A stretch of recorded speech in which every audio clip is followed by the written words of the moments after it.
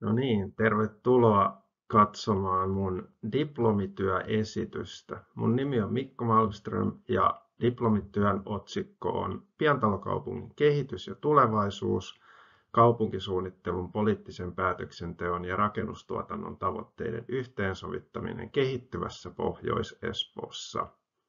Tämä on SPT-maisteriohjelmaan tehty työ ja työn valvoja on Raine Mäntysalo, ohjaaja Espoon kaupungilta suunnittelupäällikkö Meiri Siivola. Tutkimus syventyy pientalokaupungin ja siihen liittyvien käsitteiden ja ilmiöiden selvittämiseen. Tutkimuksessa perehdytään havainnoinnin avulla kuvaamaan pientalokaupungin kehitystä pääkaupunkiseudulla. Asiantuntijahaastattelujen avulla pyritään löytämään keinoja, joilla yhteensovittaa kaupunkisuunnittelun, kaupunkipolitiikan ja asuntotuotannon tavoitteita. Ja Pohjois-Espoon Kalajärvi toimii kohteena pientalokaupungin ratkaisuille.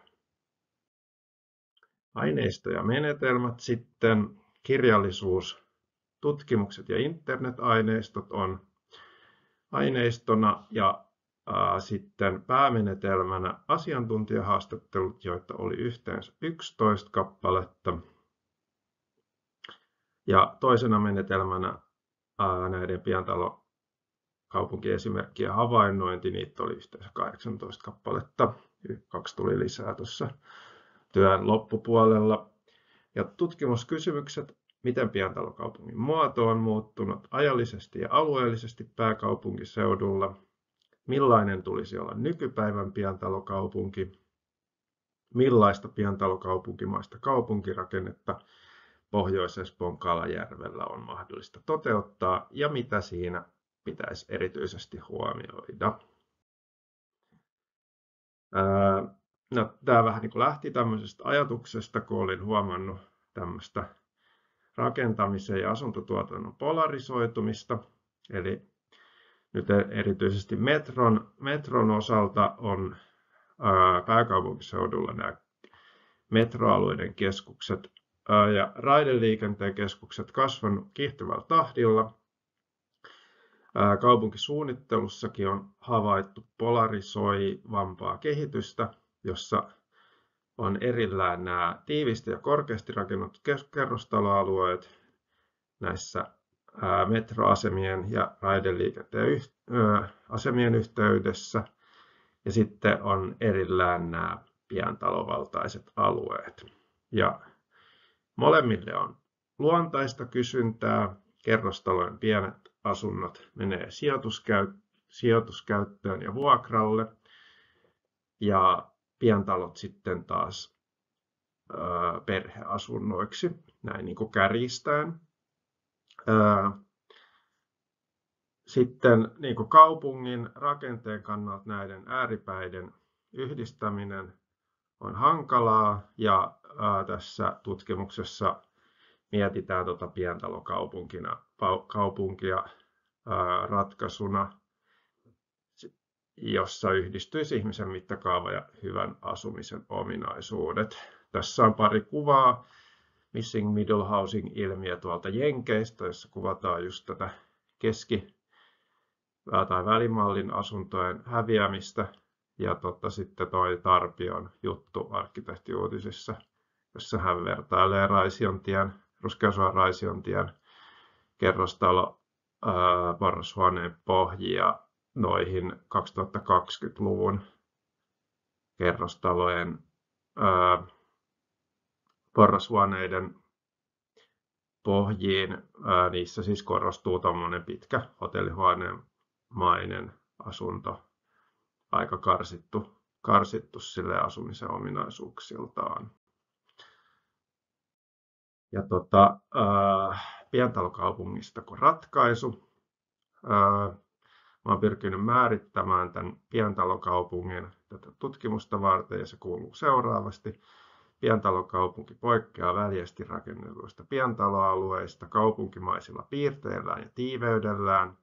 Voidaan puhua kaupunkimaisista pientaloalueista. Tarvittavaan tonttitehokkuuteen päästään rakentamalla taloudellisesti lähelle tontin rajoja ja katutilaa pientalokaupunki sisältää erilaisia yhteensopivia talotyyppejä erillistaloista pienkerrostaloihin, mutta säilyttää ihmisen mittakaavan ja kylämäisen rakenteen.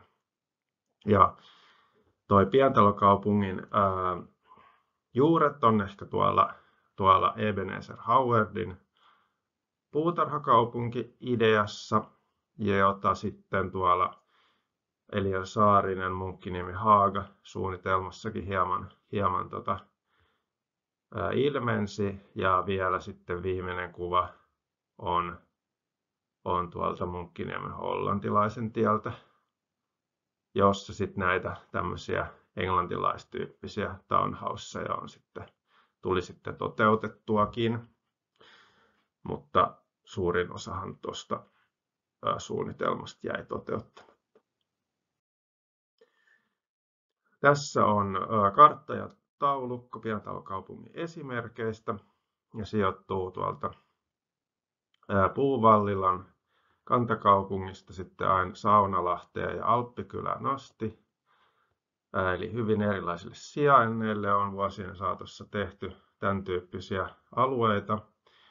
Ja näillä on niinku kuvattu sitä tehokkuutta, talotyyppejä, kerroslukua ja etenkin rakennusten sijaintia suhteessa katutilaan, niin se on semmoinen mielenkiintoinen juttu tai niinku seikka, mihin kiinnitin huomiota. No havainnoinnin konseptista sitten tehtiin tein tämmöisiä sivun kokoisia havainnointikortteja, missä sitten on rakeisuuskartta ja asemakaavakartta aina tuossa ensin, ja sitten on havainnointiajan kuvia sivun alalaidassa. Havainnointikohteessa arvioitiin tehokkuutta, urbaaniutta, katutilaa ja inhimillistä mittakaavaa. Inhimillisen mittakaavan määrittelyä otin tuolta David Simin Pehmeä kaupunkikirjasta, ja siinähän korostuu nämä ihmisen aisteihin ja käyttäytymiseen perustuvat mitoitukset ja rakennustavat. Johtopäätökset. Ensimmäiseen kysymykseen, miten pientalokaupungin muoto on muuttunut ajallisesti ja alueellisesti pääkaupunkiseudulla? Siihen haettiin havainnoinnin ja kirjallisuuden kautta vastausta. Pientalokaupungin kehitys näyttäytyy kulkeneen erillisistä pientaloalueista yhä urbaanimpien ja monipuolisempien aluekokonaisuuksien suuntaan. Nämä länsimaiset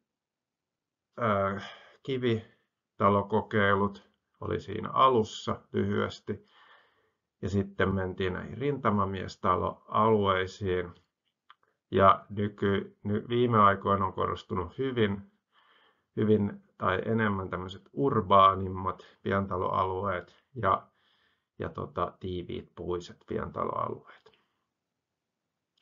No millainen tulisi olla nykypäivän pientalokaupunki? Siinä taas haastattelut ja kirjallisuus oli menetelminä. Asiantuntijat näkivät pientalokaupunkiin liittyviksi piirteiksi puutalorakentamisen ja luonnonläheisyyden. Tämä oli semmoinen vakiokysymys mulla haastattelussa. Siitä piirsin tommosia pistepilviä tai pistepilven. Siinä eniten mainintoja sai puutalorakentaminen ja luonnonläheisyys, mutta myös palvelut, urbaani katutila, vaihtelevat talotyypit ja auto nähtiin tärkeiksi pientalokaupungin ominaisuuksiksi. Pientalokaupunki sijoittuu kaupunkialueen laidalle tai sitten satelliittina kaupunkirakenteen ulkopuolelle, vähän tätä puutarhakaupungin ideaa mukaillen. Pientalokaupungin toteutukseen vaikuttaa sijainti ja maan arvo. Keskimäärin pientalokaupungin korttelitehokkuus näissä esimerkkeissä vaihteli tuolta 0,4–0,8 väliltä. Ja tätä tiiveyttä voidaan lisätä sitten sijoittamalla pienkerrostalokortteleita tänne näiden pientalojen yhteyteen, ja sen mahdollistaa se yhteneväinen julkisivutyyli ja se matalampi inhimillinen mittakaava mahdollistaa sitten sen, että voidaan eri talotyyppejä soveltaa. Ja tämä pieni mittakaavaisuus nousi esille tosiaan tutkimuksessa. Urbaani katutila vaatii sitä, että ne talot sovitetaan tai soveltuu siihen kaupunkiin ja katutilaan vaatimuksiin. Niiden ei tarvitse erikseen siitä hypätä esille, vaan että ne noudattaisi sitä katutilan ja kaupunkirakenteen muotoa. Tämä townhouse on yksi mahdollinen talotyyppi, mutta sen laajamittainen käyttäminen vaatii vielä suunnittelun ja rakentamisen kehittämistä, että traditionaalisena townhouse-rakentamisena, mitä Espoossa kokeiltiin tuossa Saterin metsässä, niin siinä osoittautui ongelmia, minkä johdosta sellaisenaan sitä ei haluttaisi toteuttaa. Tai sen tyyppisenä, mitä sitä tehtiin. No, Espoon Kalajärvi oli tämän tutkimuksen se esimerkkikohde. Tuossa on pienellä näkyy ensimmäisenä kartta. Espoo on sijoittunut tänne Kehä kolmosen eteläpuolelle. Kehä kolmosen pohjoispuolelle nyt on sitten pohjoisen keskiosien yleiskaava, joka osoittaa rakentamista erityisesti kolmeen eri kohteeseen, eli Kalajärvelle, Viiskorpeen ja Histaan, samassa järjestyksessä nuo ympyrät tuossa, ja Kalajärvi on sitten näistä tämä ensimmäiseksi käynnistyvä kohde, ja siitä sitten vielä kaavarunkokartta tuossa oikeanpuolimmaisena. Ja tämmöinen ehkä referenssikohde Kalajärvi-tyyppiselle, joskin tämä Tukholman Skarpsnäcksgårdin alue on enemmän kiinni Tukholmassa, mutta siellä on onnistuttu toteuttaa tämmöistä ruutukaavasta pienkerrostalo- ja pientaloalueista koostuvaa kaupunkirakennetta, mikä on kohtuu pienimittakaavaista ja viihtyisää. Sitten johtopäätökset kysymykseen 3. Millaista kaupunkimaista kaupunkirakennetta Pohjois-Espoon Kalajärvellä on mahdollista toteuttaa ja mitä siinä tulee erityisesti huomioida? Tässä oli haastattelu ja kirjallisuus.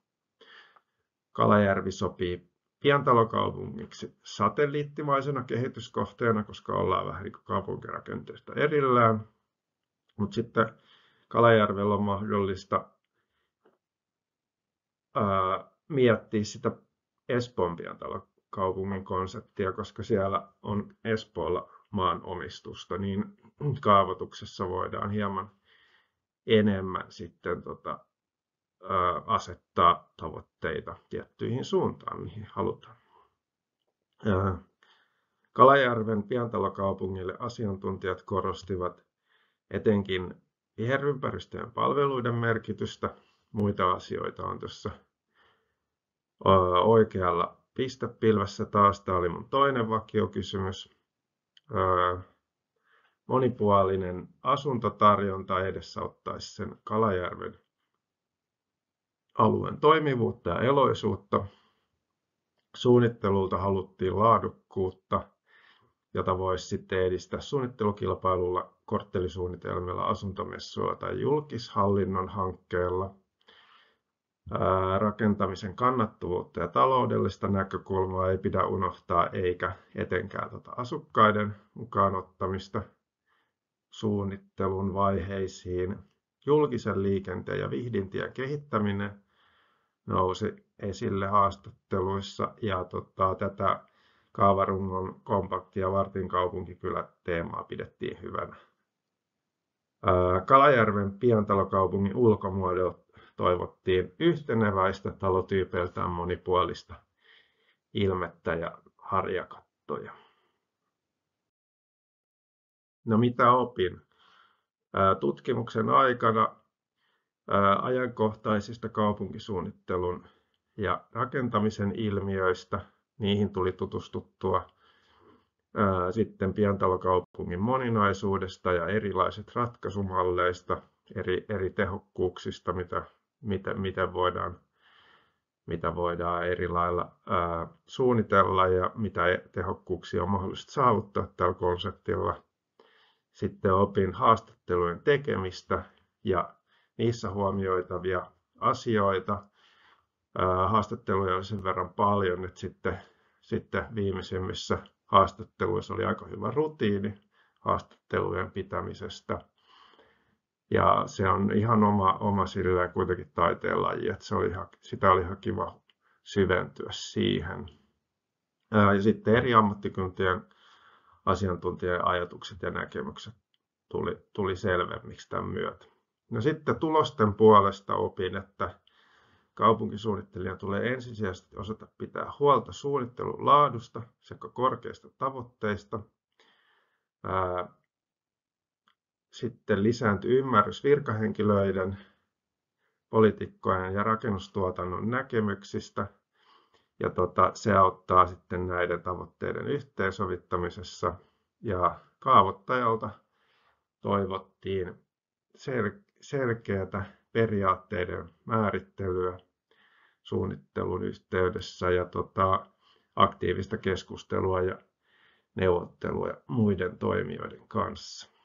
Ja ehkä tuossa alalaidassa toive siitä, että monipuolisemmasta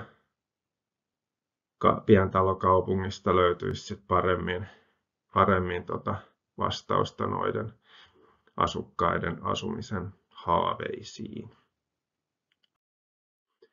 Joo, tässä oli tämä mun esitys. Otin tuohon kesäisen kuvan Pikkuhuopalahdesta. Se muistuttaa siitä, että kesään päin ollaan menossa. Ja niille, jotka aloittamassa diplomityötä tai tekee sitä, niin tsemppiä työntekoon.